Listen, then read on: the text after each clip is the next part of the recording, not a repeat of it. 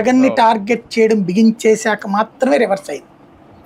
అది కరెక్ట్గా ఎలక్షన్స్ ముందు. లేకపోతే షర్మిల ఇట్లాగా చేస్తుందన్నటువంటి ఫీడ్బ్యాక్ కనుక ఆ ఫోన్ ట్యాపింగ్ ద్వారా ఉండుంటే, నిజమయ్యి ఉండుంటే 6 నెలల ముందు నుంచి నేదుగా మా చెల్లెలు కూడా నా మీద పెడతానికి ట్రై చేస్తున్నారు, ఇతనే రివర్స్ వెళ్ళి ఉండేవాడు, కుట్రలు చేస్తున్నారని.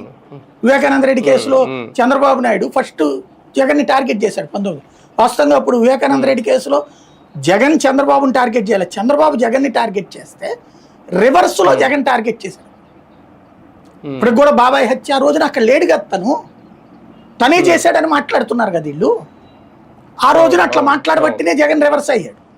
అట్లాగే ఇట్లాగే చెప్పేవాడు, కుట్ర చేస్తున్నారు నా చెల్లెలతో, త్వరలో చేయబోతున్నారని జగన్ ముందు మాట్లాడేసి ఉండేవాడు కదా.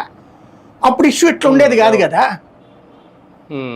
లేదా అప్పుడు సునీత షర్మిల మాట్లాడుకుని ఉంటే జగన్ ముందే ప్రిపేర్ చేసేవాడు కదా, వాళ్ళ పేపర్లో ముందే రాసేసేవాడు కదా వీళ్ళందరూ అమ్ముడు పోతున్నారని. అప్పుడు ఏం జరుగుండేది, ఇష్యూ వేరేగా ఉండేది కదా. కాబట్టి ఇందుకోసం చేయలేదు, కానీ ట్యాప్ అయితే చేసుంటారు. ఎందుకంటే అప్పుడున్న ప్రతిపక్షాల వాళ్ళందరి ఫోన్లు ట్యాప్ చేశారు.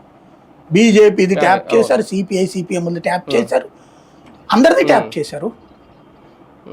అదే అంటే అసలు నేను అదే అడుగుదాం అనుకున్నా, అసలు కేసీఆర్ వీళ్ళందరూ చేయాల్సిన ముందు బీజేపీ చేశారు. చేయకపోతే ఆయన ఎవరు బీజేపీకి సంబంధించిన ఆర్ఎస్ఎస్ నుంచి పెట్టినటువంటి పెద్ద ఆయన ఒక ఆయన్ని వేణుగోపాల్ రెడ్డి గారిని ఎవరినో అరెస్ట్ చేయడానికి ప్లాన్ చేశారు కదా వీళ్ళు, ఆధారాల్లోనే మా దగ్గర అని చెప్పేసి.